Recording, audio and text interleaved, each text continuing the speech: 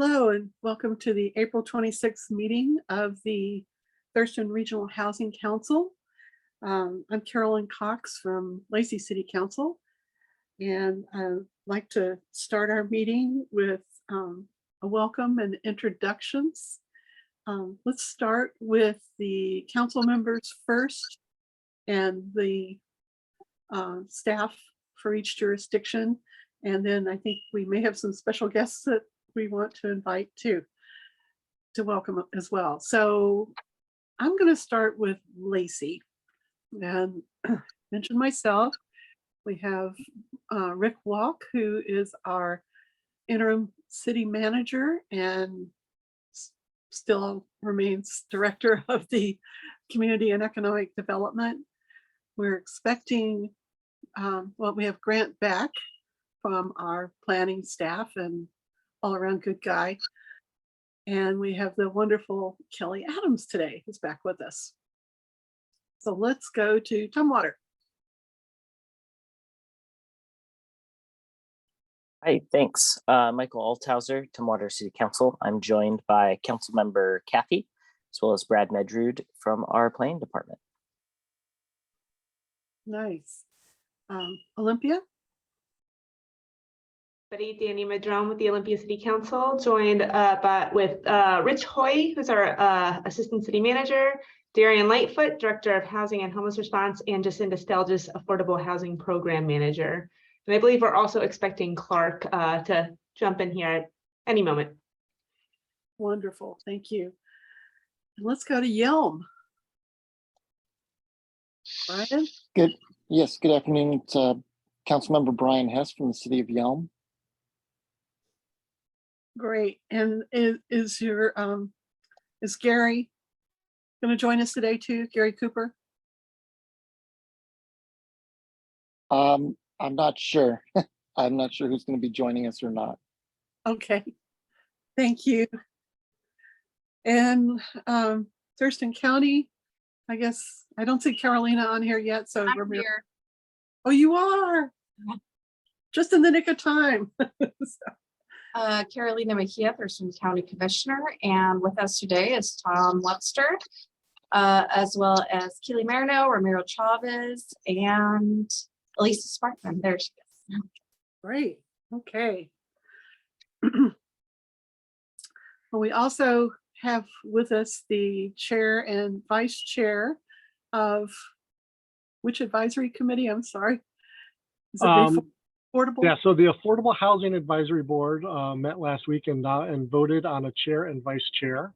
So I don't see our chair quite with us yet. She's supposed to join. Our chair is Kendra Landis-Sherry, and our vice chair who's joining us is Grace Lee. So wanted to welcome from Union State. The Homeless Services Advisory Board has not yet voted on there. So hopefully at the next meeting, we'll be able to introduce you to their chair and vice chair. Okay. And when Kendra joins us, we will make sure to introduce her when she, and I think I just see her in the attendees list. So if we're able to promote her, this is perfect timing. I see. Here comes Kendra. Okay. And Carolyn, real quick, Clark is having trouble finding the link for it. So if whoever's managing that could resend that to him, that would be great. If we can get in here. Kelly, can you help him out? Oh, there he is. Oh, good. Great. Okay. Well, it looks like we now have Kendra and Grace. Can you all, have they been elevated where they can turn on their cameras now? Yes, they have their cameras on. Okay. Well, hi, I'm Carolyn. I'm chair of the Regional Housing Council, and we're really excited to have you here with us today. And I wanted to offer each one of you a chance to say a word or two, or introduction, or what you're looking forward to, or if you have questions, and whatever we can do to make this experience easy for you. Okay, well, I'm Kendra. I currently work at the Secretary of State's office. I have a background in property management, more specifically tax credit, working with affordable housing residents within the 50-60% AMI, depending on their household size. I've worked closely with the HEN program, Housing Authority, Family Support, Community Action to fund and displace homeless families, as well as experiencing firsthand what it's like to be a Black single parent homeless in Thurston County. So the experience was dreadful, to say the least. I have also seen and experienced the benefits of how these partnerships assist immensely. I'm so happy to be here and to be with a special group of individuals with diverse knowledge and experiences, and to be able to use my assets to help make a difference in the community. Thank you guys for this opportunity. And I look forward to changing growth in the homelessness situation of Thurston County. Thank you, Kendra, and we look forward to having you join us each month. This is great. Thank you. I appreciate that. And Grace, would you like to do a little introduction and tell us a little bit about what you're looking forward to? Yeah, so hello, my name is Grace. So right now I currently don't work with any housing programs, but I'm hoping to in the future. In 2020, I graduated with a master's in public administration, and I focused much of my studies and research on homelessness and affordable housing solutions. I did a capstone project in partnership with the Northwest Co-op Development Center, researching opportunity to purchase, land use laws, land trust co-op partnerships. So that's where the focus of my studies are with affordable housing. I did an internship with Coyote Villages, and I've also volunteered in the past for the Habitat for Humanity Regional Office. Right now, my day job is I'm at North Thurston Public High School in the special needs life skills classrooms. But I'm currently applying to various housing programs in the state, city, and county. And also happy to be on this board to learn all I can about affordable housing and housing solutions in the county. So this is a really great learning experience for me. Thank you. Oh, welcome. We're really glad to have you both here to join us. And I will encourage both of you to ask questions along the way or offer comments when appropriate.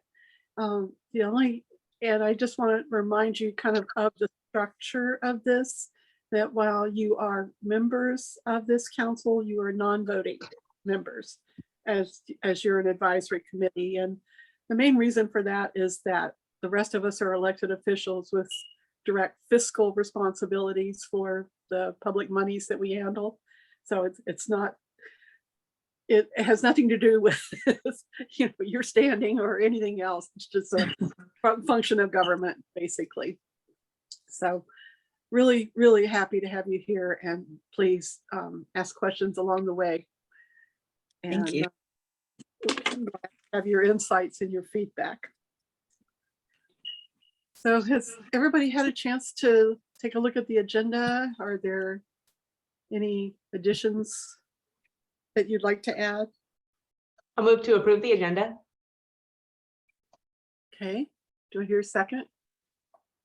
Second. Okay.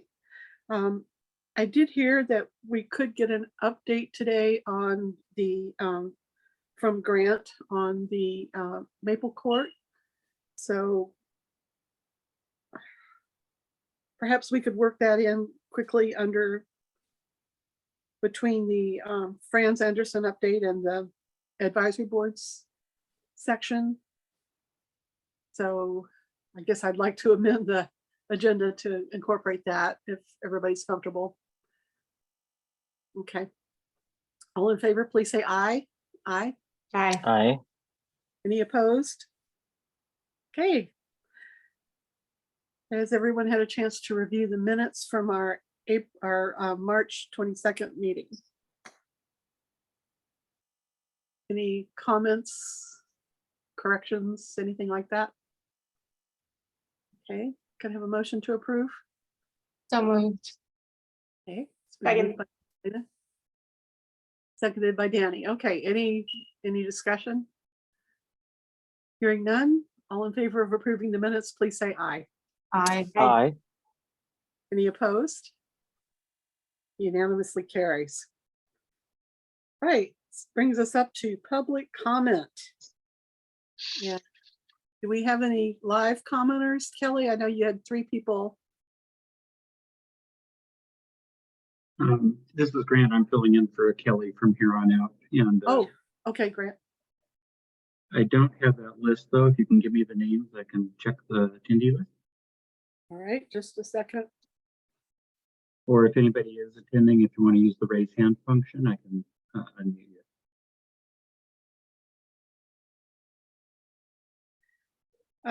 Let's see, Ariel Threlkeld Sullivan, Anthony Ducati, and Latte Mitchell.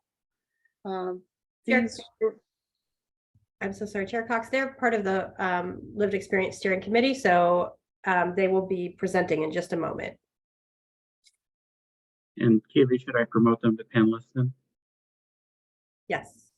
Okay, sorry, Kelly said, these were listed as public comment registrations, so I don't have any names for you, Grant. Okay. And nobody has raised their hand. What were those names for panelists again? I'm sorry. There's Anthony Ducati, Mhm. Latte Mitchell, Okay. and Ariel Threlkeld Sullivan. Thank you, Councilmember Cox. They're all elevated. And also, if we could add Karan Latourette and Nova Payton.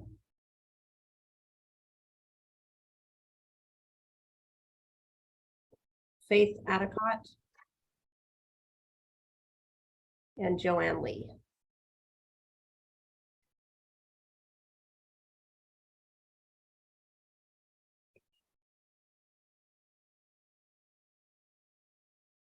Okay, are you set on that, Grant? I think they're all on, and Ryan didn't warn me that this was so much work. Okay. I do still see one name in the panelist that is one that you had read off before, Carolyn, which is Ariel Threlkeld Sullivan. Uh-huh. There. And Joanne Lee. Okay. Oh, Ariel just popped in.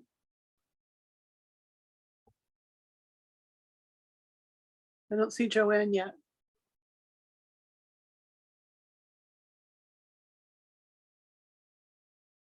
I've promoted them. They have to. There they go. Okay, there she just popped in. Okay, good. All right. Well, welcome, and to those newly elevated. And why don't we start the meeting rolling? Do we have anybody, Grant, that you're aware of who wanted to make public comment? Not that I'm aware, and nobody in the attendee list has raised their hand at this point. Okay. Well, if anybody is out there who was wanting to make comment, please do raise your hand and we'll work you in. Otherwise, let's move on to the update on the Lived Experience Steering Committee. And we have, Keely, why don't I let you introduce that, if Great. you will. Absolutely. It is my absolute pleasure. So Keely Marino, Thurston County Homeless Response Program Manager, she, her, and Faye Femme pronouns here, and with so absolutely honored to kick off this presentation of the Lived Experience Housing Steering Committee. I know that Councilmember Madrone had mentioned about a month ago that she would very much like to hear how that effort is going and get a report. And so we are here for that purpose tonight. I'll just start with a little bit of the history around the creation of this Lived Experience Steering Committee, and then I'll let them introduce themselves. About in 2019, when I began my role here at Thurston County, I had the dubious distinction of creating the 5-year plan, the 5-year homeless crisis response plan. And as you recall, one of those outcomes that were required by Department of Commerce that we must address is racial disparity in homeless crisis response systems. Every county is asked to do that. It's one of 5 outcomes that are required. And so we did our due diligence in attempting to create strategies to meet that outcome. As everyone knows, I hope, or I'll remind you that in homeless crisis response systems across the United States, Black, Indigenous, people of color are overrepresented in homeless crisis response systems, and that is absolutely true here in Thurston County. It's a significant overrepresentation. And so it is absolutely imperative that our homeless crisis response systems take the responsibility of addressing racial disparities very seriously. And so the strategies that we created with the homeless crisis response plan work group were, really best intention of getting those strategies in the plan as thoughtfully as we could. And we realized in 2020, when we were going through the strategies, that we never vetted those strategies to address racial disparity with anyone with whom that would impact. And so we wanted to correct that as an act almost of reparation and create an opportunity for the strategies within the 5-year plan, specifically around addressing racial disparity in homeless crisis response system, were vetted by those who they most would impact. So people with lived experience of homelessness, as well as people with racial and ethnic identities that are overrepresented in the homeless crisis response system. And so that was the beginning of this process of what do we do? How do we address this? And so in 2021, if you recall, the Regional Housing Council did approve $150,000 set aside specifically to design a lived experience steering committee to participate in that process of vetting the 5-year plan strategies, and also to inform the homeless crisis response system as a whole. And so in the fall, or August or September of 2021, we did release a request for proposals seeking consultants that might be able to help us along the way to get this going. Moving forward to the beginning of 2022, Confluence Consulting Northwest was chosen as the consulting group to lead this process. And they began in earnest almost nearly a year ago. And here we are. We have 3 members of that consulting group with us today, and I'll let them introduce themselves if they choose after our lived experience steering committee members introduce themselves and give a presentation. But just very excited that they're here with us today. 2 of the lived experience steering committee members are members of the Homeless Services Advisory Board. So we did meet that goal of ensuring that in these decisions, coming to the decision-making table around funding recommendations as well as policy recommendations ongoing, that we have people with lived experience, and specifically those who serve on the lived experience steering committee, be a part of that process. And 2 of those members are here with us today, and that's Anthony Ducote and Nova Payton. So great. I think that's it for my introduction. I'm going to turn it over to the committee, and I will be here at the end to help with questions and answers. Hello. So I guess we're going to do introductions. My name is Karan LaTourette. I use he, him, or they, them pronouns. I was facing houselessness throughout my whole teenagehood and young adulthood. And then around 2018, I joined CYS Transitional Housing Program and graduated in 2020. And then I really just got engulfed and really invested in houselessness prevention. It would be a year after I graduated from the program that I would be focused in my education towards public services and public providers, and just working on just homelessness prevention on a local, city, state, and national level. And I'll pass it over to Latay. Do you want to go?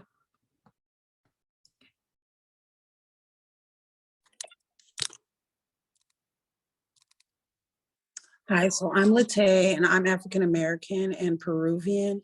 I have a genuine love for community and family, and experienced homelessness as a mom, a wife, and also as a child and teen. And so with a lot of issues with surrounding mental health in the unhoused and in transition community, my goal is to share love through positivity. And I've been basically in transition or unhoused for the bulk of my life. And so I just am very transparent, and I like to share my experience to help motivate people to seek positive change for us. And I say in transition because I've been in plenty of transitional living situations, but they all have often led back to homelessness. So I believe that I have a unique perspective, and my hopes are always high that my voice makes a difference. So I'm a firm believer in accountability, community, and shared responsibility. I currently serve in outreach in Seattle and Olympia, serving the unhoused community. And I also do outreach with the youth. And I started a soup kitchen in Seattle through Compassion in Action. Thank you for hearing me today. Thank you, Lute. Nova? My name is Nova. My pronouns are she, her. I work at Capital Recovery. I am a peer counselor and also a foundational community support worker. I am an incest survivor. I experienced homelessness as a teenager, in and out of foster care, in and out of juvenile homes, as an adult, mental illness, drug addiction, alcoholism, the whole 9 yards. When I came to Washington, I came here as a battered woman. I got into the tiny homes, was blessed to get into the system here, got into the network, got into the as being a Black person, it was hard at first to get help, to find the support that I needed to help to get housing. But I just kept being persistent, and I eventually got the help that I needed. But being that I used to do this type of work, I knew where to look at. But had I not had that type of knowledge, I wouldn't have been able to find the help that I needed. So I wanted to be able, so I do the same type of work here now to help others, because I know, how can you look for something if you don't know what you're looking for? So that's why, when I heard about this panel, my supervisor told me about it, and he was like, you'll be a great person for your personal color. You have the experience, you've been through it.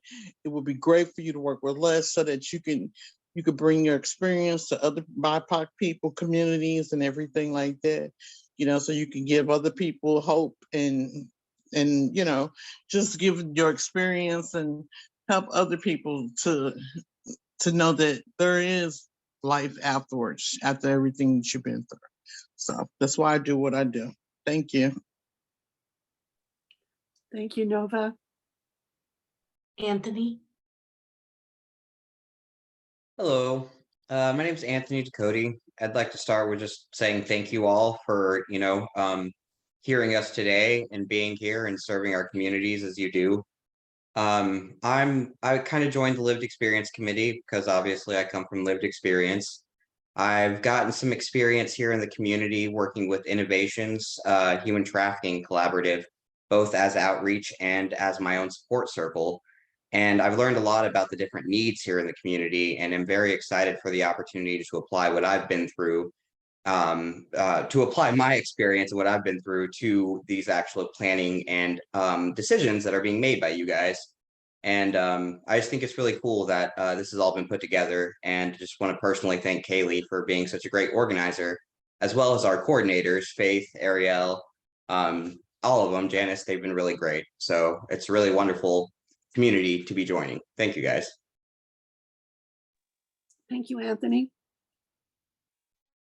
Ron? Me again? What am I saying? Just a little bit more about what we've been doing, or we can do that as well. I guess I just want to reiterate a lot what Keely said. especially because like the purpose and design of the steering committee is to create room and uplift voices for those with lived experience and to be included in the decision making. And a big thing that like came out of like working in like this collaborative space was our values, which was like respect, communication, and accountability. And it's something that we want to demonstrate, and we're also advocating for towards the treatment and decisions of those overrepresented in the homeless count. Specifically, when we were reviewing the 5-year plan, we had a focus of service providers to be someone who we could connect with on a community level, more equitable intake from when being provided services, and overall better accountability. Our major themes were BIPOC representation and frontline staff skill development. We want staff to always be learning and like this to be a community again, and not be ripping people away from their culture, their community when they're doing intake. And just having more equitability in the data collection and providing services. That's all I had. I don't know if anyone else has anything they really wanted to bring up.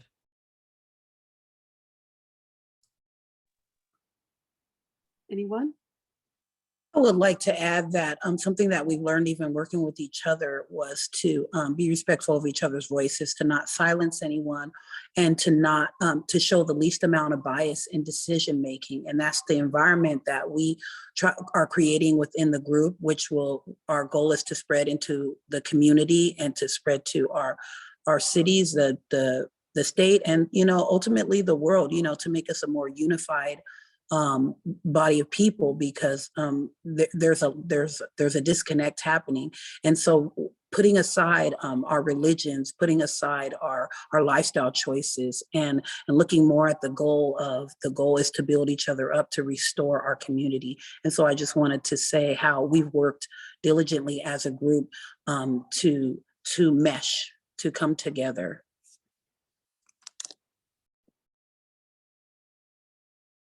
Thank you, Lindsay. So please, anyone from the Lived Experience Steering Committee, interrupt me. But I wanted to share from my perspective. I was invited into the steering committee after they had a couple sessions just to get to know each other, and then I popped in because one of the first things that they really wanted to really understand was, and I'm not trying to speak for them, but just I want to, like, this is my experience, is fiscal accountability. Who is getting funded? How is that money being distributed? Why are some programs disappearing? Why does outreach keep changing? Why does my case manager keep changing? Like, if you're funding this person, then why am I not getting served better here? So we want to see, like, we want to understand how the funding works, and then we would like to see who's getting funded for what. We would like that to be more transparent. And I was like, that is excellent feedback. That is fabulous feedback. And then others, if I may, when we did have our session where we really took apart some of the, I'll stop really quickly. Nova, go ahead. No, I just wanted to piggyback on what you were saying, because I had a BIPOC person today that sought me out, that came to see me, and he felt the need to have to lie to me to get services. Running the Foundation Community Support Program, I'm taking in people who have employment, because it's hard to service people who don't have employment. It's helping them to get housing, because housing authority is not open right now as far as people getting out vouchers. So I'm really just working with people who have income coming in as far as I can help to help them find housing. So anyway, he felt that he had to lie to me in order to get services, and that was a bad thing, and then that's like setting the bar of what. And he said that it's another organization that's in Olympia, and he said he's been a client of theirs, and he says that they're not doing anything for him. And so he heard that it was another Black person at another organization. And he said, me being Black, I felt that maybe I have a better chance going to see somebody else that was Black. And I heard that you were a woman and that you've been helping other people. And I thought I have a better chance with you. And I caught him up when we was doing the paperwork. And then, and I found out, no, he doesn't have a job, but he will be starting one tomorrow. And I told him, I said, I'll give you a chance, start the job, come back and see me when you get your first paycheck. I'll work with you, But yeah, it's the services. The services people aren't helping people like they supposed to. I'm hearing, I don't want to be mentioning the different organizations that I'm getting the information about, but it's not good. It's really not good. Yeah, and I thank you so much, Nova. Absolutely. That was some of the most consistent feedback that we heard when we were looking at the 5-year plan was, please hire people that look like us to work with us, and be consistent in your response and do your best effort, that know how to relate to people who have mental health issues or come from criminal backgrounds. Please, Anthony, go ahead. Oh, you can. I meant for you to continue, and I was going to tail end there, but that's exactly as Kaylee is saying. Something else we spoke about in our last meeting that we wanted to bring up here that I just remembered about was kind of the effects of colonization, like even so many years down the line, and how a lot of these problems that we're facing in our community right now are still directly related to these themes and cultural structures that we've developed in our society. And a big part of challenging that is especially the on the ground people, obviously we would love to have BIPOC leaders in our communities and things like that. But that's probably something that's going to happen with time as we develop our community to be more safe and friendly to these leaders, But in the meantime, it's a great start to start at the bottom with the people directly working with us, because it's so easy especially when you've been through a bunch of stuff and just disregarded by other people, and you are BIPOC, you might have different colored skin, or you're gay, or, just something that really sets you into a minority, BIPOC. And it gets so easy just to alienate yourself before you even talk to somebody, And so you're going to more likely to lie or avoid the appointment altogether or the service. And this is where you get a lot of these people out in the camps who are just choosing not to even get any help. They're just they want to be where they are. And, I think we think the first step to really challenging this is changing those on the ground staff and making sure that we have more BIPOC representation, and hopefully that will ripple up, people will make their ways through the career ladder or whatever, and we'll have more BIPOC leaders in our community, and we'll have a more diverse perspective in making these decisions outside of just having a lived experience committee, Thank you. Awesome. Thank you, Anthony. Yeah, I think I some of the things that I really walked away with that I keep thinking about over and over again is this experience of lying. Thank you so much for that story, Nova. That theme has come up multiple times. Or feeling the phrase culture washing, that in order to access services, there's an expectation that you have to, leave your culture behind because you can't bring it with you in order to access services. Definitely feelings of I'm just a box that people are checking. That can't be, I won't, that's not accessible to me if it's just a box. And just multiple other really key points that I started framing into what would a strategy then look like? How would we actually take all of this really valuable feedback? And what are the themes, and how do we turn that into a strategy that we could actually put in the 5-year plan that will actually make change? And so that is an ongoing process that this committee will be working on. We'll be bringing back, I heard you, here's the strategy. What do you think of this strategy now? And also just continuing this conversation ongoing. This is very new. This is about 6 months worth of work. And it's already completely transformed a lot of my thinking on a lot of things. And so it's incredibly valuable. And right now we have in our RFP process, and Latae, I'll turn it over to you in just a sec. In our RFP process, we have a competitive application process to find a provider to continue this work onward in perpetuity, hopefully, so that this committee continues to strengthen its voice and get, come to the tables where decisions are being made, and have a liaison at the Homeless Services Advisory Board and ostensibly the Regional Housing Council. Latae, take it away. Hi, so in two things. So in you guys talking about people having to be deceptive in order to, I'm going to say, fit into these boxes in order to receive services. I've seen that multiple times. I'm currently in myself. But what I wanted to say was one of our panel members, and then also just myself, in order to get services in the past, I had to declare that I was someone I was not, such as a drug addict, which I'm not a drug addict. And then after the 60 days and they find out that, hey, I don't fit into this box of being a drug addict, then I'm kicked out of the program, which makes me homeless again. Or going into another program where I had psych meds and I wasn't allowed to take the psych meds due to whatever religious reasons. There's so many things that there's no cookie cutter resolve for everyone. And so there's so many just different pieces that they really need to be changed in order to help people to get the services that they need, because we might not fit into this box or that box. We're somewhere in between, and those people that are in between are not eligible for services, and that's why people feel like are compelled to lie. So I wanted to say that. And then the other thing about accountability, it was when you guys came and showed us where the monies were being allocated to, certain things that were public record. And something that always stands out to me is some money that was allocated for the homeless community, hundreds of thousands of dollars, and it was actually used to build a dog park instead.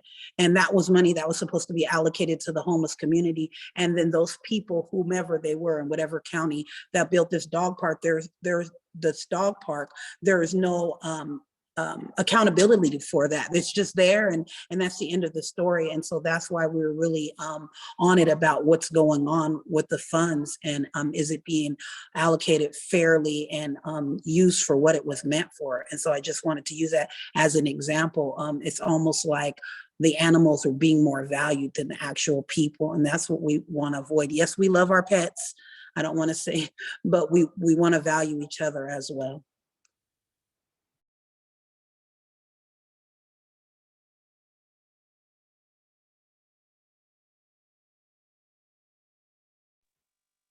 Faith? Hey, so I'd love to just kind of bring us home a little bit. This team is amazing, and we have more folks who couldn't be here today, continuing to learn and grow from each other all the time. But every time we meet and we go over something, so we've looked at the 5-year homeless crisis response plan. We've looked at the kind of homeless crisis response system. Some of our folks have been attending meetings like the Growl and the Hat to see what's happening behind the scenes, to be advised, like, hey, how are things working? Who's out there doing stuff? So a lot of that is happening in the near future. So we've reached out to and we'll be coordinating with the City of Olympia. Hi, Darian. I need to talk to you, but we'll be coordinating with the City of Olympia to bring in and talk about some of the policies and programs that the City of Olympia is doing and have an opportunity to respond to those. We will be meeting with Ty Gundel of OLIMAP and looking at the coordinated entry system and giving this group an opportunity to respond to and have some advice on that as well. Working with various other providers throughout the county to just have that unique viewpoint of their experience and saying, hey, I've been through this program and let me tell you what doesn't work. And it's just the kind of stuff that you don't know if you don't know. So it's just super invaluable. And all of you here today are also, whatever jurisdiction you represent or group you represent, are encouraged to, if you have programs and you have policies around housing and homelessness, let us know. And, would love to have an opportunity to talk to you about what you're doing and have these wonderful people contribute their thoughts.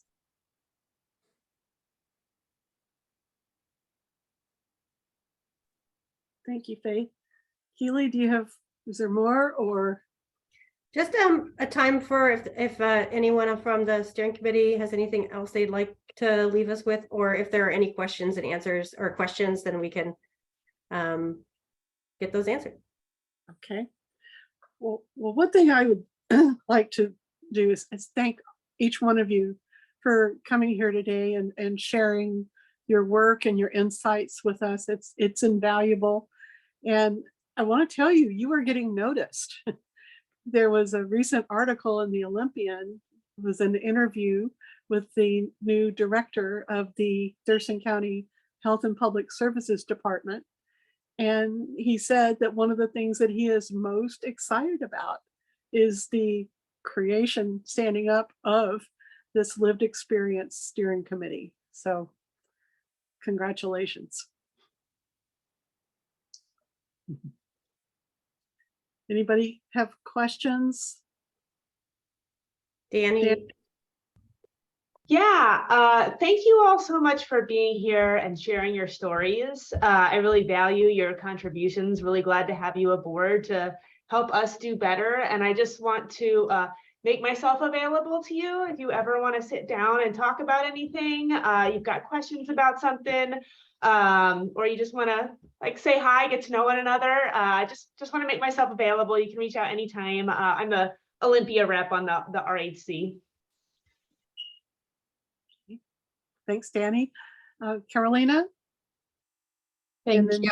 Well, I just wanted to, not a question, just say thank you really for stepping up and volunteering. I was a part of the interview panel and I was just so amazed and, just proud of all of you just stepping up. And this is in a non-condescending way, but just happy that community members were stepping up to really address the issues that we are facing. And all of you bring your experience, your lived experience with you, and you're helping so many. And so just thank you for stepping up and for filling this role and for giving us your time and your knowledge and your values, because it really will help us, I think, make better choices, put better policy in place, and that will be really reflective of what the community needs. Thank you, Commissioner. I think next up is Joan Cathy from Tumwater City Council. Thank you, Carolyn. I just want to say to every one of you who spoke today, you have no idea the power of truth telling. You told your truths today, and that touches everybody. I should just speak for myself, but I know I'm serving here with others whose hearts and minds and hopes and energy to do things respond to people who are willing and take the risk to tell the truth about who they are and what they've been through and what they need and what they're willing to give. And that's what you've done here today. And this is not just a report. I feel like this is something more happened today and moved what we call the RHC to another place. And I'm very moved by this, and I'm also humbled by what you have told us. And I want to thank each one of you. And I'm gonna hold you in my heart for a long time. So thanks for being here today, and expect some action. Truth telling does that. So thanks again for coming. Thank you, Joan. Anybody else have a question or a comment, including our lived experience steering committee members?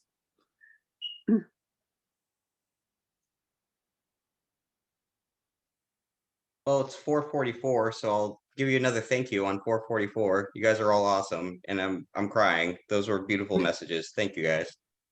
Thank you. Well, thank you Yeah, also. I appreciate it. I really appreciate it. That touched my heart too. I'm glad that we were able to touch you guys as well. I appreciate it. Absolutely.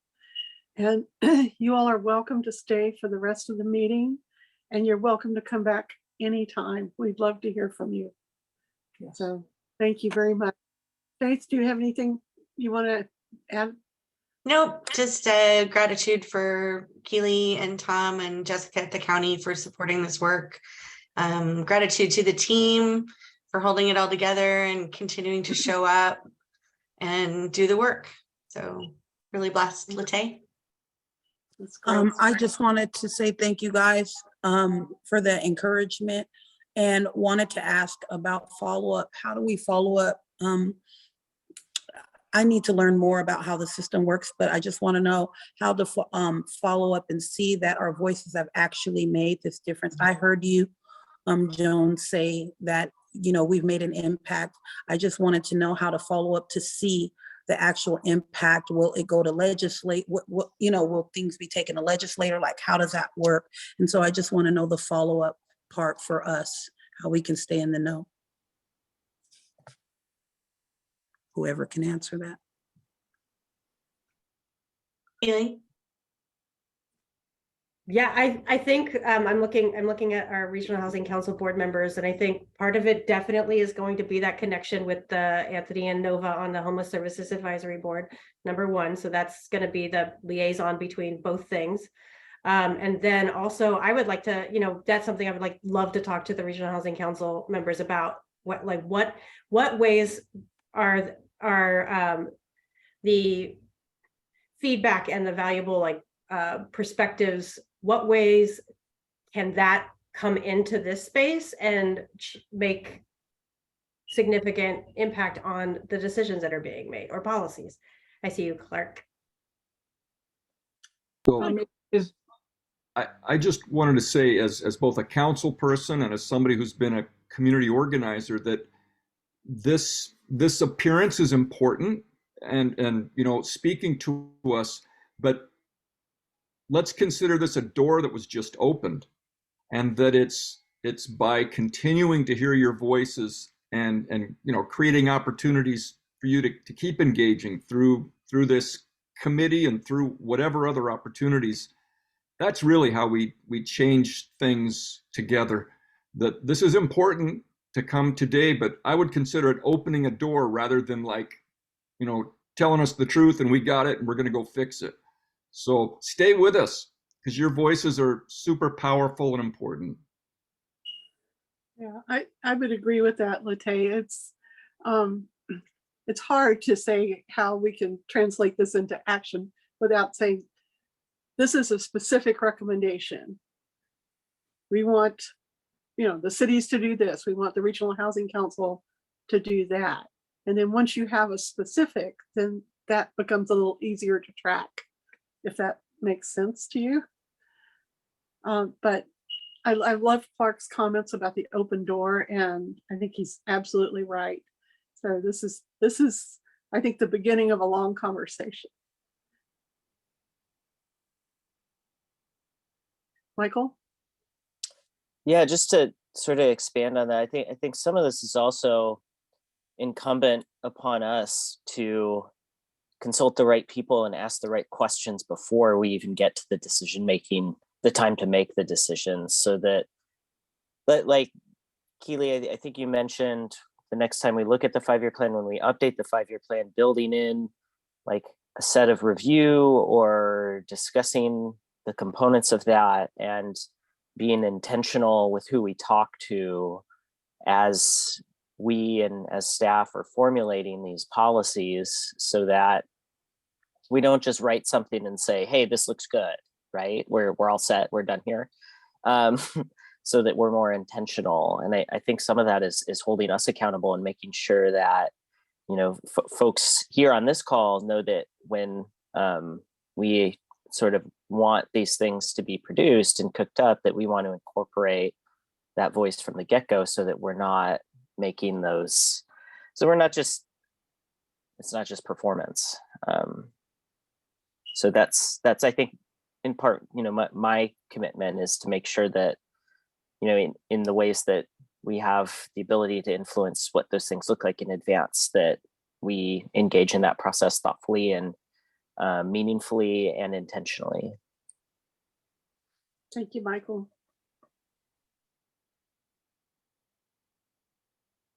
Anybody else? I'm not seeing. Sorry, I want to just really quickly, and it's just not relevant or apropos of mostly anything, but one of our other members couldn't be here today, Tony Degalado, who's been a really amazing part of our group as well, because his wife just gave birth to a beautiful baby boy this afternoon. So everywhere in the world, just a shout out for Papa Tony.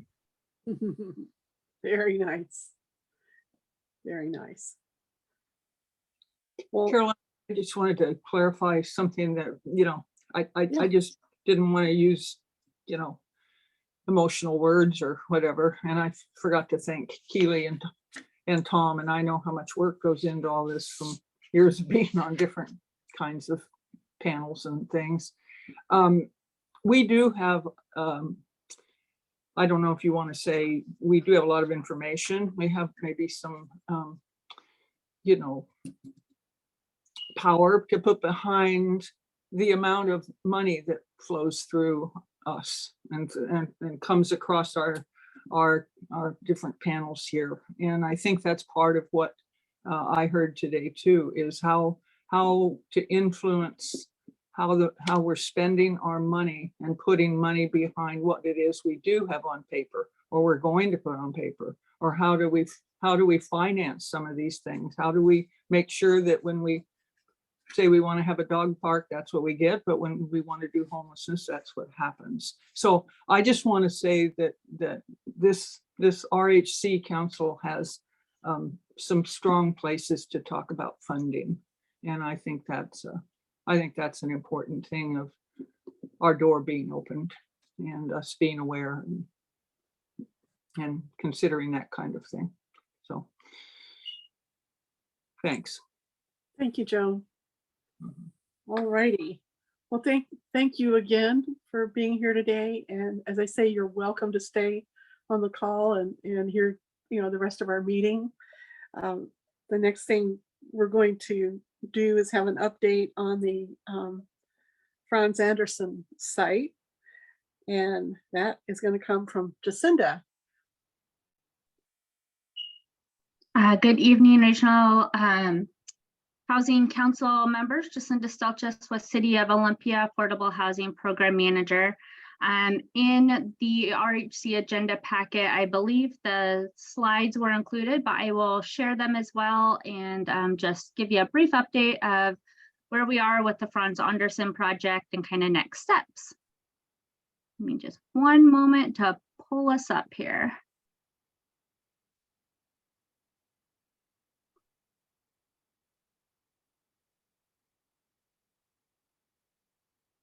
All right, so everyone's seeing that okay? Yep.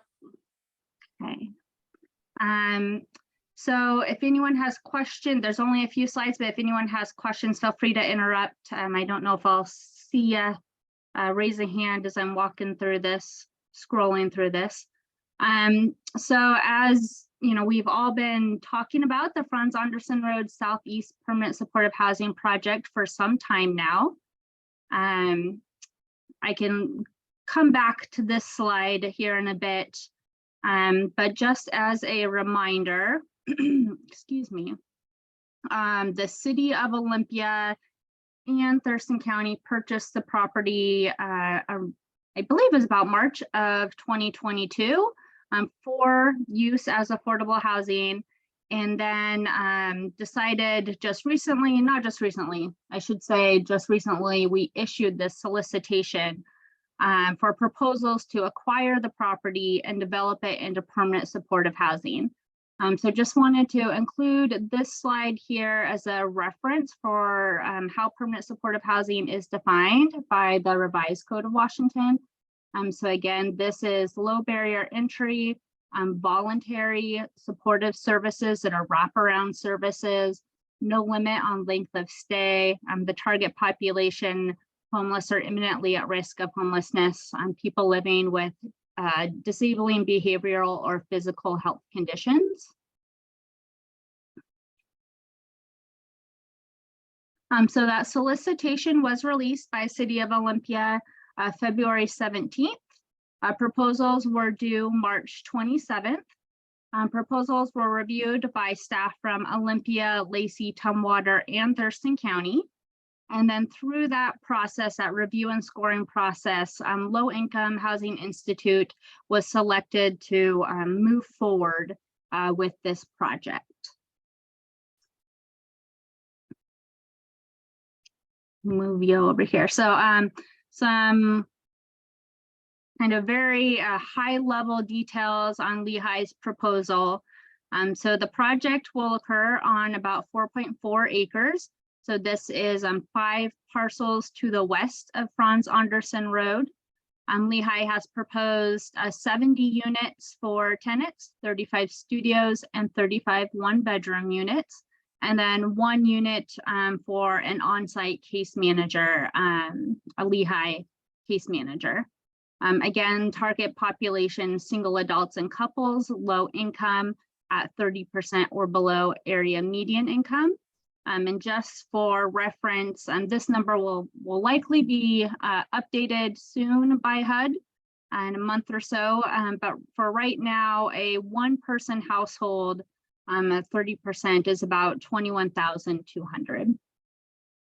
So just giving you an example there. So again, this project will use coordinated entry to place tenants. It will also prioritize individuals being relocated from states right away through the Washington State Rights of Way Initiative, Rights of Way Safety Initiative, excuse me. And then additionally, just I didn't add it here, but just as a reminder, the east parcel, or the 1 parcel to the east, City of Olympia, through the Rights of Way Initiative, is setting up a tiny home village. So this is envisioned to be kind of the next step for those individuals as they are ready to exit that situation into a more permanent situation, more permanent housing. Again, supportive behavioral and physical health services proposed to be offered by both Lehigh and CMAR. And then Lehigh will be kind of taking on the project from here and to include, continuing to round out their financing stack. And then construction is anticipated to begin in late 2024 and conclude in early 2026. Move you guys back over to the other side. So next steps, City of Olympia staff will be briefing our city council on May 9th.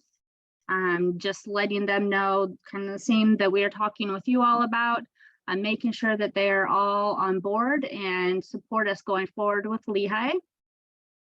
In May, we will actually have presentations to Tumwater, potentially Thurston County, and then it looks like maybe Lacey in June. And then May and early June, City will be executing a purchase and sale agreement with Lehigh. So again, they will be the owner of the property. That purchase and sale agreement is also needed for them to be eligible for state funding that is coming up this summer and fall. So the June through September timeframe, potentially even end of May, depending on how quick that purchase and sale agreement is executed. Lehigh is going to be really diving into due diligence on the property and the project. They'll follow that up with, again, pursuing their financing, likely through Housing Trust Fund and the Washington State Housing Finance Commission 9% tax credit program. And then January of next year through December, they're designing and permitting. They have proposed finance closing, I believe, in October, and we are pushing in our purchase and sell, to really have stuff kind of closed and wrapping up sooner in the year, or as soon as possible, no later than October, because again, there's regional American Rescue Plan funds that have been committed through our regional jurisdictions here, Lacey, Tumwater, and Thurston County. So then January 25, construction begins, usually about 15 to 18 month time frame. So March of 2026, we can expect construction to be complete or nearing complete, leasing up again in the spring, and then closing out our project, making sure that the regional funds especially are fully drawn to meet those ARPA timelines. I'm getting everything just, wrapped up and tied up. And then we have a lovely permanent supportive housing project. So again, I've kept my slides fairly brief, but if there are any questions, I am happy to answer them.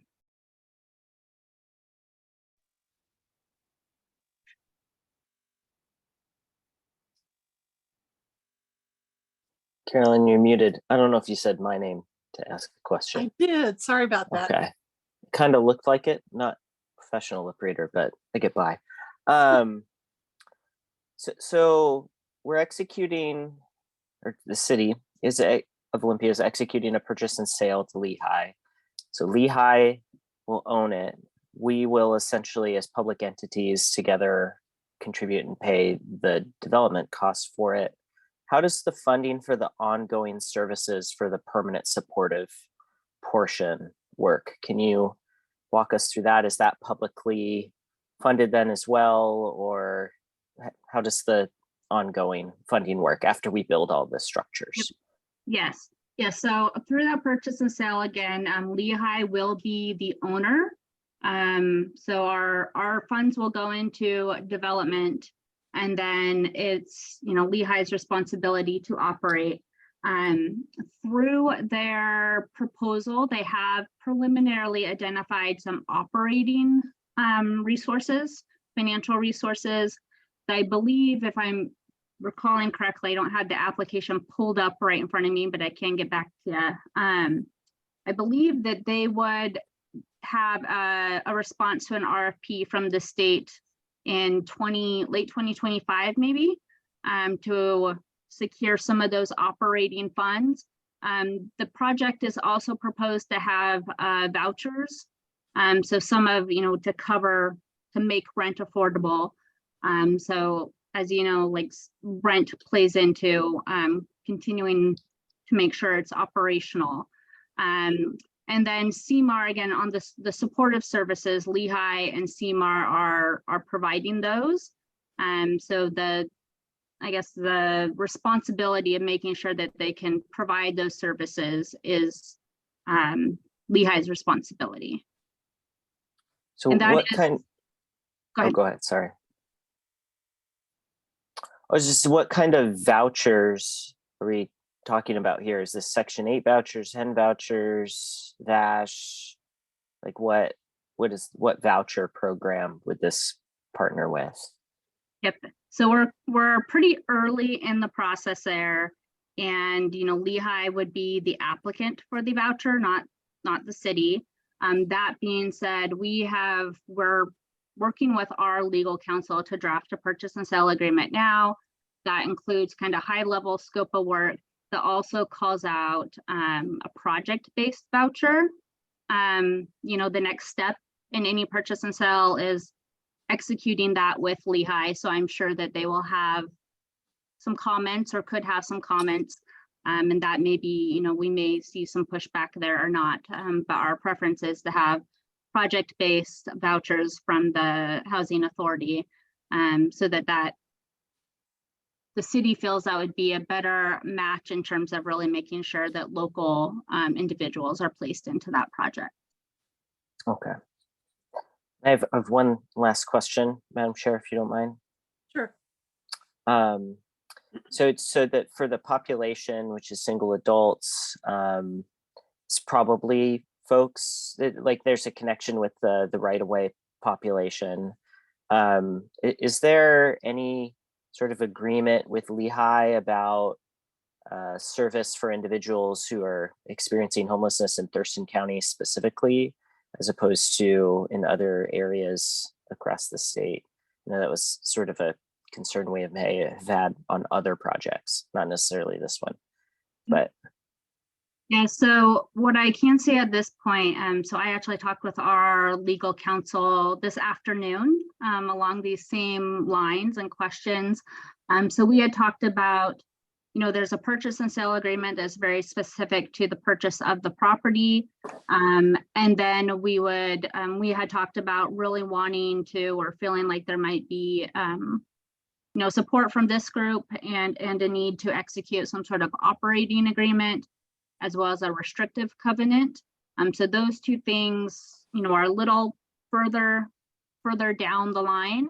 The purchase and sale at this point has some language around, if Lehigh isn't able to do the project, that the city would be able to purchase it back essentially. But we are definitely having conversations about how to make sure that local individuals are placed and their needs are being met, and the best legal documents to kind of communicate that in so everyone is clear and understanding, the region and the city's expectations, as well as acknowledging that Lehigh, is working in this field and has done this kind of work and projects for quite some time and are definitely experts in at least standing up on these sorts of projects. Great. Thank you. Thank you, Jacinda. Does anybody else have a question for Jacinda? Really appreciate the update. And I want to take a break just for a second from our agenda. I noticed that David Bain, the head of Thurston County Public Health and Social Services, has joined us on the call. So I want him to feel welcome. And if you have anything you'd like to say quickly, we welcome it. And if not, don't feel under pressure to do so. Thanks. I'm just going to say hi and what an honor it is to be in this group. I'm looking forward to working with this team and the rest of the committees here. Great. Well, thank you so much. I feel honored that you're here today. So this is great. All righty. Tom had a question. Oh, sorry, Tom. Go ahead. Yeah, sorry, not so much a question, and kind of want to just into the way in. And so one of the things that the tech team that we've talked about is, because various jurisdictions have talked about adding ARPA or other funds to this project, is the idea of what we would recommend is to have a single interlocal agreement where jurisdictions would contribute those funds, and those funds would go to the City of Olympia to manage. So wanted to kind of raise that in this group, see if there was any concerns with that approach, or questions or other steps that were needed in order to move forward with an interlocal agreement for Tumwater, Lacey, and Thurston County to contribute the funds to this project. And so the idea was through a single interlocal agreement, and then with the City of Olympia managing those funds. So just wanted to raise that and then see if there's any questions or concerns about that approach. I just have a quick question. It's pretty simple, but I just think that's a good approach. But what's the timing you think you start crafting or moving that ILA forward? So Rick, I know on our end, we have, Darian and I and Rich have talked with our legal counsel about jumping pretty much right into the ILA and starting drafting that after the purchase and sale agreement has been drafted and executed. So we had talked about, kind of focusing our attention on that around the June or July timeframe. Okay. Thank you. I just wanted to get a sense of timing, so we know when it's coming in, we can respond and focus on it. Yeah, and just to be clear, that's just because of staff time and energy. We want to get the PSA together so Lehigh can have that to move forward to the next round of funding, and that timing can be an alignment, and then we can divert our attention to doing a multi-jurisdictional ILA, which we know those are typically a breeze. So that'll come after the PSA. Great. Thank you. Great. Yeah. Thank you. Anybody else have questions, comments? Hearing none. Chair Cox. Oh, sorry. Okay. I just wanted to thank Jacinda. I really appreciate that at the beginning of the presentation, you really called out like what is the definition of permanent supportive housing, and like what does it look like, and the populations that it's intended to serve. And I had a really interesting conversation today with the new, a new policy manager at the Department of Commerce specifically about this and about permanent supportive housing projects and whether or not they are monitored, how they are monitored by the state, especially when like in the case of right-of-way commerce directly contracting with providers to provide permanent supportive housing. Like, what does it mean if there's a community that has like the permanent supportive housing units that are available are like a single provider, or less choice, and permanent supportive housing is about choice. So I think there's some exciting and interesting conversations that will be happening at the state level about that, like really pushing the permanent supportive housing best practices, as well as monitoring and ensuring that they are operating within those best practices. Okay, thank you, Keely. All righty, well, I think we're gonna have up next is Grant Beck from Lacey with an update on Maple Court, formerly known as the Days Inn. Thank you. We've our construction team at the city has been working with Maple Court to time a lot of the improvements necessary to bring the facility up to snuff, along with the remediation, which is proceeding swiftly. So our expectation is that the occupancy of the building will be issued at the same time or very shortly after the remediation is done. So it sounds like we're still on schedule for the end of May, 1st of June to get people in there. So. Any unforeseen problems? I know think I heard that things were a little worse than we anticipated, but there was more remediation than they had been maybe not expecting, but used to dealing with. Right. But they're working through it all, and I think the Good. 4th floor is complete, and they're working on the 3rd floor right now. The lobby, 1st floors, or at least the lobby's done. And knock on wood, there's not going to be any more gotchas. Great. Thank you, Grant. Yeah, welcome. Anybody have a question they want to ask about this? I would also add that they Lehigh held their first community work group, or I forget what the terminology is, but the group of people, the advisory group, went really well. I was very impressed with the feedback from the public members. It was very supportive, and also questioning how things operate so they can better communicate to their constituency how the facilities run. And there was a lot of good discussion back and forth, and I think they're going to be a very engaged and helpful group to keep the community's perspective in front of Lehigh and the rest of us, so we can make sure this is a success, because it really needs to be. And the next advisory group meeting is next Monday, and we'll look forward to continuing that conversation. Great. Thank you. Thank you, Grant. Tom, is that an active hand raise? Yes, it is. So just to add on that, just want to update folks. We have also been engaged with Lehigh on their code of conduct. So we've had the city of Lacey has reviewed that, and the county's reviewed that, and we've made sure that was specific to Maple Court and kind of in alignment with the right-of-way initiative and low barrier. And there are ongoing discussions in order to ensure that the property is operated as a low barrier for this population with sufficient kind of oversight. There have been conversations with the Department of Commerce to provide some additional operating funds for Lehigh to ensure that the property is sufficiently staffed to ensure that it can meet that low barrier code of conduct. So those conversations have been ongoing as well. So looking forward to signing that operating contract with Lehigh here shortly. But just to let folks know that we've been looking at the code of conduct, and also conversations with the Department of Commerce about additional funding to ensure that the operating budget is sufficient to provide sufficient kind of oversight and staffing.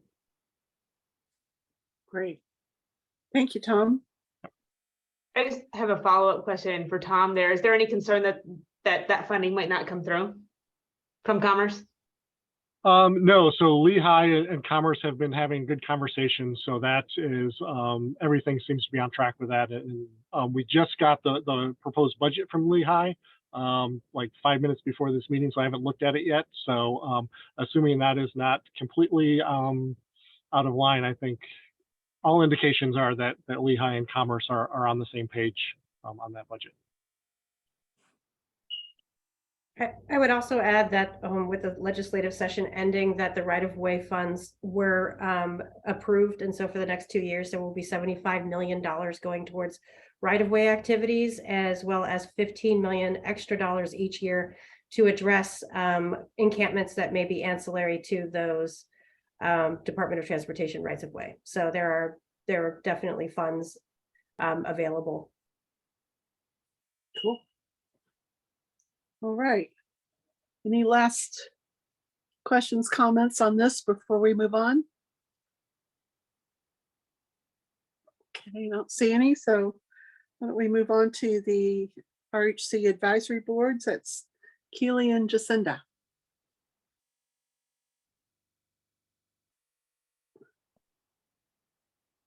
You want to go, Jacinda?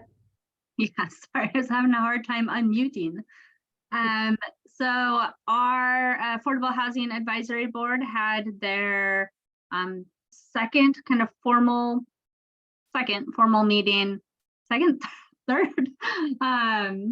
this last week. Sorry, everything's just going so fast and there's lots of great energy. We've been having a good turnout. Everyone's attending and really eager to participate, to learn, to contribute.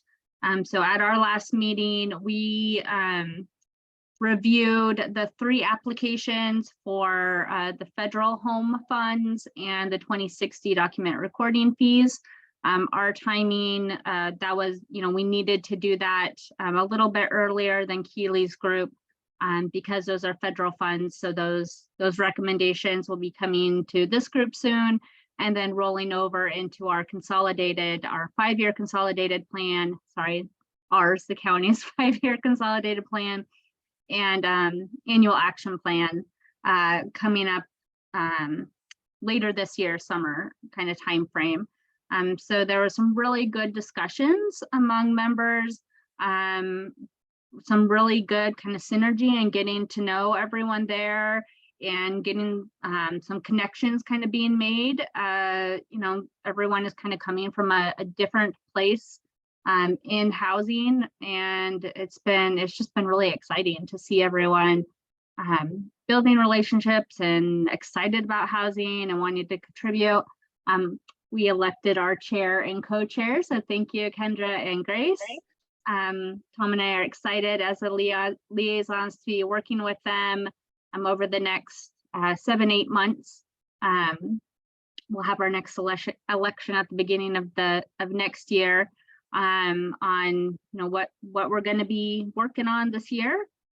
We also just very quickly kind of started talking about the next RFP that will be coming fairly soon is the local home fund RFP and 1406 funding.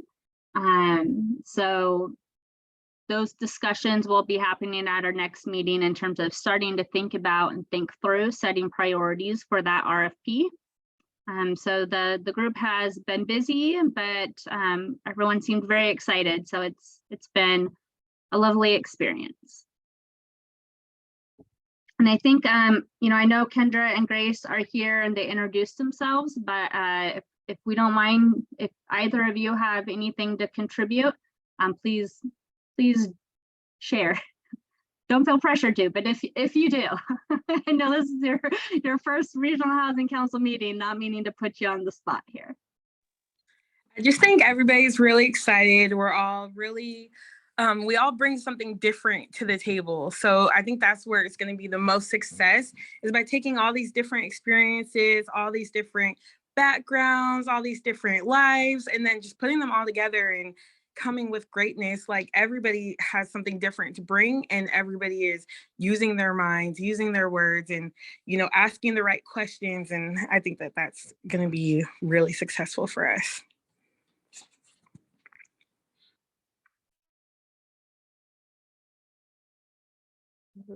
Yeah, I just wanted to echo what Kendra was saying. Just everybody, just I'm really excited to learn from just the, the wealth of knowledge of the collective members, and just getting different points of view, different perspective. I know everybody was very excited, wanting to ask everybody questions and maybe meeting more outside of the formal meeting, just to get to know everybody and their specific backgrounds and information. So yeah, we look forward to getting to know everybody on the council and sort of tapping that wealth of knowledge. So happy to be here and learning more about the whys and what fors of housing in this area. Great. Thank you so much. Keely, do you have your piece you want to share here? Sure, yes. We have also, the Homeless Services Advisory Board has also met twice. We have the 11 members, again, two of which are Anthony Ducote and Nova Payton, who were on earlier with the Lived Experience Steering Committee. We have, they're immersed fully in the process of reviewing. There are 50 applications to read through, and a pretty diverse range of familiarity and comfort with reviewing applications and what that process means and how long it does actually take.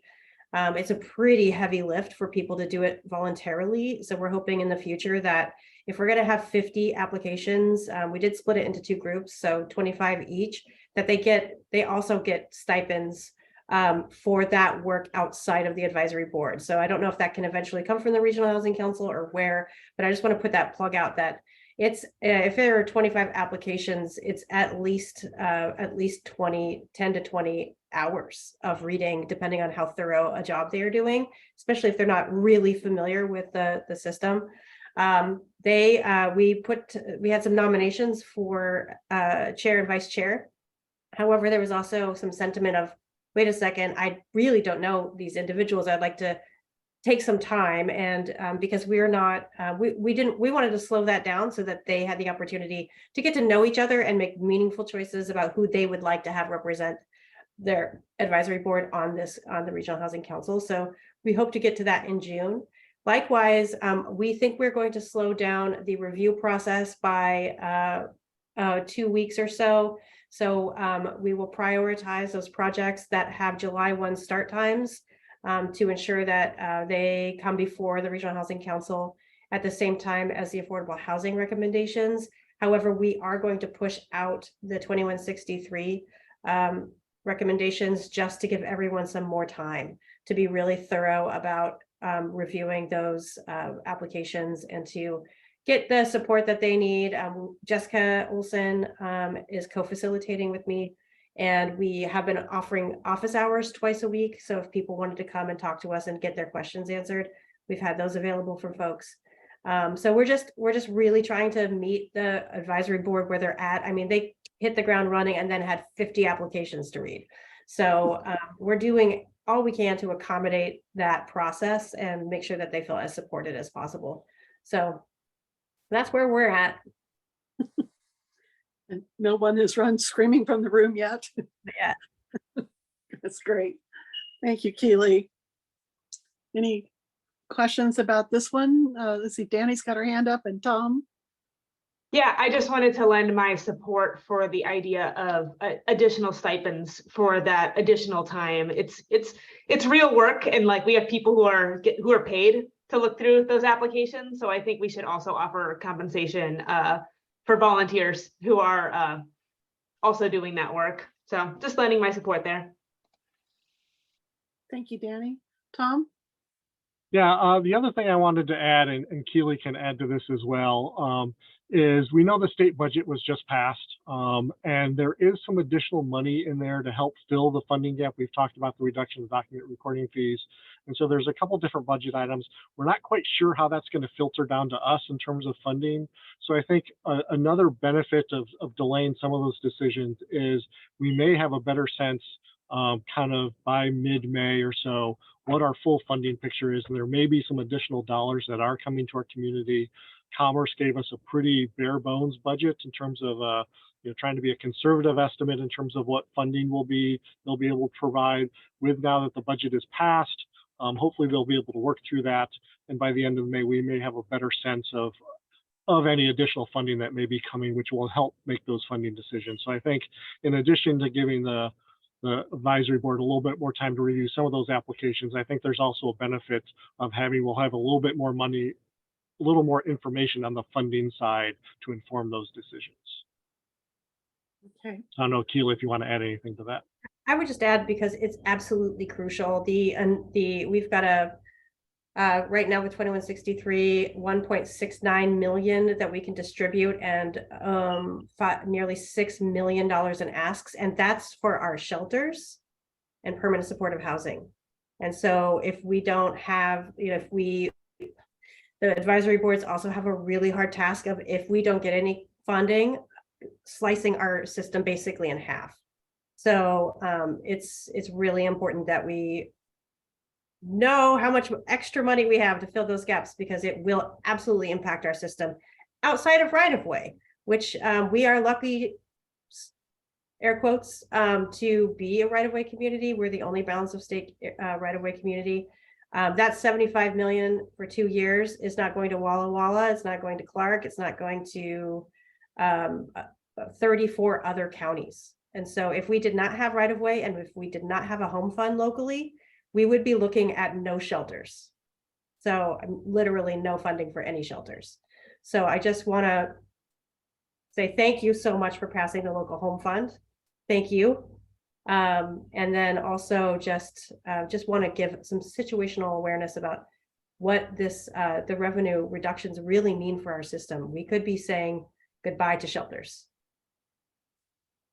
Thank you, Kaylee. Tom, could you walk us through the procedure if we were to add stipends for the RFP review work? So that really, the stipends are managed through the City of Olympia and their process. So I'm going to turn that over that's a question for City of Olympia to answer, since they're the ones who are using their process to pay the stipends. Okay. So I can speak a little bit, and I see Darian came off mute if he wants to handle it too.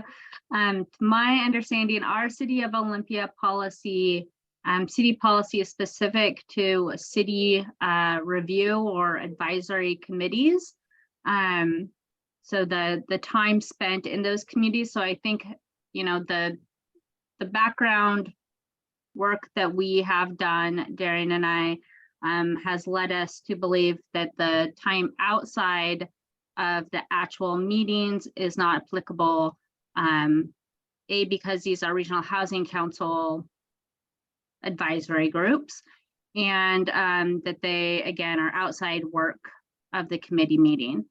Darian might have more to add, or Rich, in terms of, if we wanted to change that or pursue something different. I'm not sure what the process would look like, but that's the feedback that we've gotten thus far.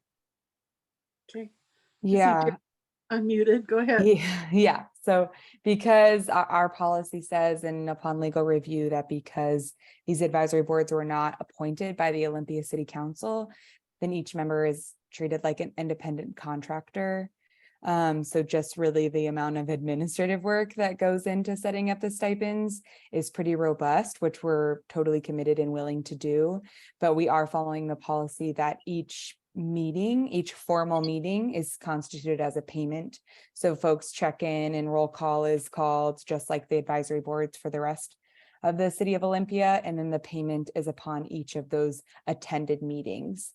So it doesn't fall outside of those meetings. And if that's something we all want to look at as a regional housing council and decide, we can, but we'll have to take that back to our administrative team and to our leadership to figure out how to reconcile with it looking different from our current board system for operating that as the independent contractor that we have to do, because they're not appointed by our boards. It's quite a a bit of work to get this through, and then to take it off, what we do for the rest of our advisory boards will just take a bit more discussion. Okey doke. Thank you, Darian. We're running out of time here, but I'd like to have a little bit of good of the order. And I'm just with that, Carolyn, I mean, I would love to know what the council thinks on what we should do moving forward. It feels like we heard some support. We would like to see that happen. We're hearing it requested from Keely. What is our guidance on that? well, council members, do you want to offer some direction?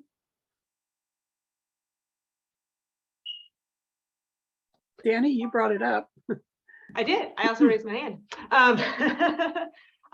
So my understanding is that the city of Olympia took this on because we do already compensate our advisory committees. And so we already had the systems in place to do it. And it sounds like an additional system has needed to be created because it's not apples to apples in this situation. So I think we'll probably need a bit more time, maybe on an agenda at a future RHC meeting, as to how we want to manage this. Maybe staff can put some brain power behind it and bring something to us. I don't think it's something we'll solve in the next, however much time we have left in this meeting.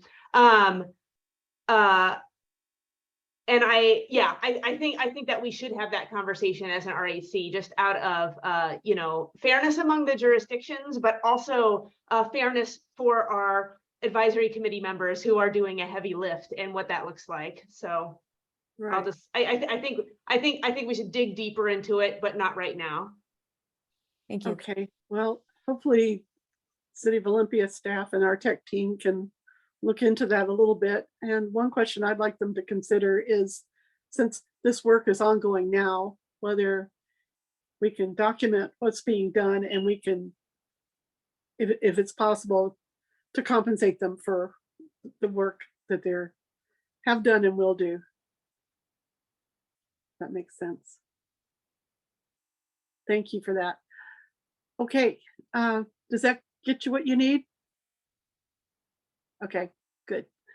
All right, so for good of the order, I don't want to put him on the spot, but Brian Hess from Yelm is back, and he's been pretty quiet, so I just wanted to make sure he had an opportunity to comment, and then we'll move to Tom.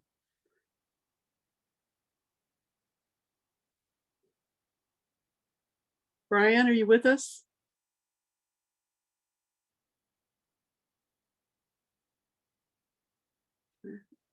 Okay, Tom, let's move on to you. All right, thank you, Chair Cox. So I just wanted to take a moment to, I think many of you know Elisa Sparkman, but Elisa, we are fortunate, has officially joined the Office of Housing and Homeless Prevention here at the county, and she's going to be taking on the role as the communications lead for the Regional Housing Council. So you'll start seeing her more in these meetings, but really looking forward to having Elisa develop some outreach materials, talk about our funding, being more transparent in the work of the Regional Housing Council that we're doing. So really just wanted to introduce her formally in her new position with the county and in her role to support the Regional Housing Council. So I know, Elisa, I'll give you a chance to say something if you'd like. Sure, thank you. I was going to just share a little bit about myself. I know we're over time, so I'll be quick. A lot of you already know me because I worked for Thurston County Public Health for just over 10 years now. And in that time, I've been an education and outreach specialist with my area of expertise in housing conditions, focused around mold, indoor air quality, hazards and exposures in the home, and generally in rental housing. And I've been an active member of the Housing Action Team pretty much since I started on with the county, so about 9 or 10 years ago, and was the co-chair with Keely for the 2021 and 2022. And a little more personally, I was born here in Thurston County, raised mostly by my mom, who is an immigrant from Ecuador.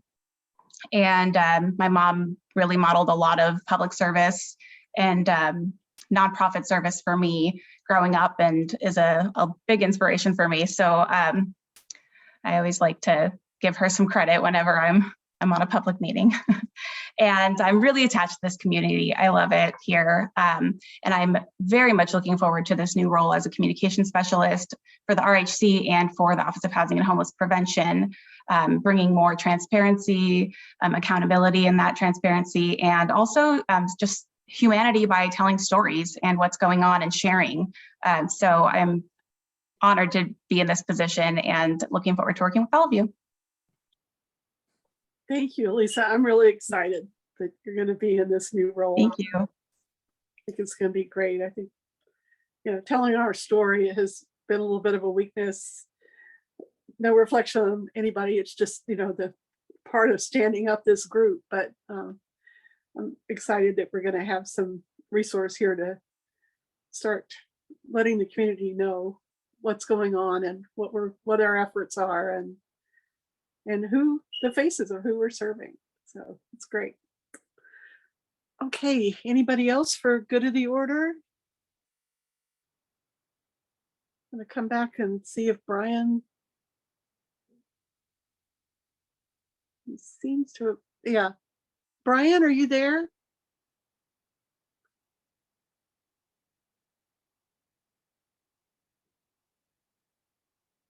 Okay. I apologize. I had problems with my buttons. Oh, no worries. We just wanted to offer you an opportunity to bring in anything from Yelm that you want to share. Nothing right now. Just the big thing that's going on is we're getting ready to work on updating our housing codes and some things, but otherwise nothing to really report. Okay. Well, thanks for that. And good to see you again, or almost see you, in case may be. Anybody else for good of the order? Not seeing any raised hands. Okay. Well, why don't we call it a night and go ahead and adjourn unless I hear any objections. All righty. Good night, everyone. Yeah, Kendra and Grace, so glad you were able to join us. Bye, everyone. Thank you so much. It was so great to meet everybody.